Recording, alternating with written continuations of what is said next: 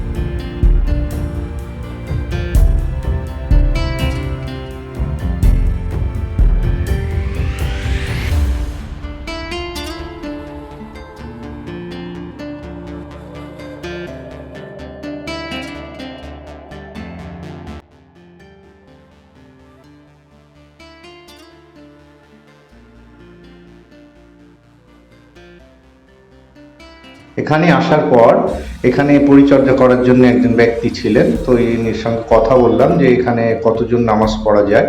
তো ইনি বললেন 2000 লোক একসঙ্গে নামাজ পড়তে পারেন, এখানকার এলাকাবাসীরা সবাই নামাজ পড়েন এখানে।